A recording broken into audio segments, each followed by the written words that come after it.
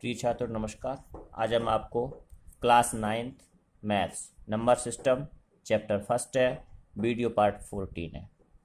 देखिए, इसमें आपको कुछ हम विशेष नियम बताएंगे। वास्तविक संख्याओं के लिए घातांकों के नियम, इसमें पावर्स जो होते हैं उसके आपको नियम बताएंगे। जो आपकी घातें होती हैं उसके बारे में बताएंगे। देखो क्या होता है, पहला नियम क्या है इसका, a raise to the power p into a raise to the power q। जब हमारी एक ही राशि पर अलग अलग घात होती हैं तो उन घातों को आपस में जोड़ दिया जाता है, अर्थात a की पावर p प्लस q। ठीक है, इसका फॉर एग्जांपल जैसे 3 की पावर 5 इंटू 3 की पावर 4, तो आप लिख सकते हो 3 की power 5 plus 4 is equal to 3 की पावर 9।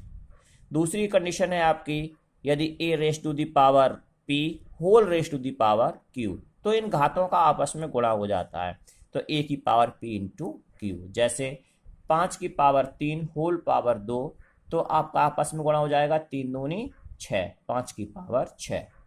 तीसरा है आपका a की पावर p अपॉन a की power q is equal to a की पावर p माइनस q। यदि हमारा आधार समान है तो घातें अगर हर और अंश में है तो हर वाली घात अंश वाली घात से माइनस हो जाती है। जैसे 4 की पावर 3, 4 की पावर 4, तो 4 की पावर हो जाएगा 3 माइनस 2 यानी कि 4 की पावर 1 इज इक्वल टू 4। अगला नियम है a raise to the power p b raise to the power p। यदि संख्या हमारी जो आधार हैं वो हमारे अलग अलग है लेकिन पावर सेम है, तो हमारे इन आधारों का आपस में गुणा हो जाता है, अर्थात ए बी की पावर p। जैसे 3 की पावर 3, 4 की पावर 3, तो ये 3 हमारा समान है तो इनके आधारों का आपस में गुणा हो जाएगा 3 इंटू 4 की पावर 3 इज इक्वल टू 12 की पावर 3। अगला है 5वां number, a raise to the power minus p is equal to 1 upon a raise to the power p। ये इसका व्युत्क्रम कहलाता है। माइनस पावर नीचे जाएगी तो प्लस हो जाएगी, या नीचे अगर माइनस है तो ऊपर जाने पर चिन्ह बदल जाता है। तो 3 की power minus 5 is equal to 1 upon 3 की पावर 5। अगला है 6वां number, a upon b raise to the power minus p है।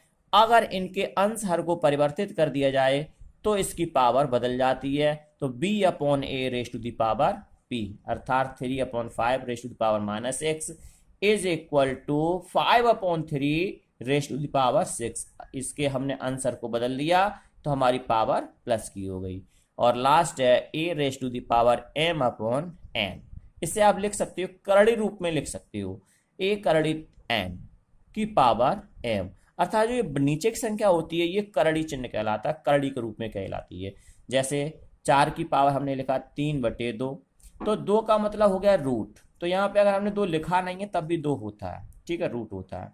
तो यानी कि यह 2 हो गया, 4 करड़ी 2 होल पावर आपकी 3 दे रखी है, और इसका मतलब हुआ 2 जो रूट में है, तो इसका बनेगा 2 पावर 3 इक्वल टू 8। एक्सरसाइज देखते हैं, इसका पहला सवाल देखते हैं, आप इसके और से सवाल लगाएंगे।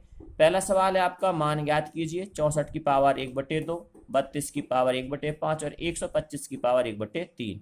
सॉल्यूशन देखिए इसका पहला, 64 की पावर 1/2, अर्थात इसे लिख सकते हैं 8 गुणे 8 होल पावर 1/2, क्योंकि यहाँ 2 खंडों में तोड़ना है मुझे, 2 खंडों में पावर 1/2 है तो 2 खंडों में तोड़ना है, तो 8 गुणे 8, 8 का वर्ग कर दिया मैंने, और 8 का वर्ग कर दिया तो इस लिख सकते हो इसके आपका रूल, हम ऊपर रूल लिखाया है हमने, दूसरा वाला p a की power p whole power q, तो यही कंडीशन लगेगी तो गुणा हो जाएगा 2 इंटू 1/2, 2 से 2 कैंसिल, एक पावर बचेगा यानी कि 8। 32 की पावर 1/5, 32 से खंड करेंगे हम 5, 1 2 गुणे 2 गुणे 2 गुणे 2 गुणे 2 यानी कि 5 बार, तो ये पावर हो जाएगी 2 की पावर 5 होल पावर 1/5, ये इंटू में आ जाएंगे, 5 गुणे 1/5 कैंसिल हो जाएगा, 2 बचेगा।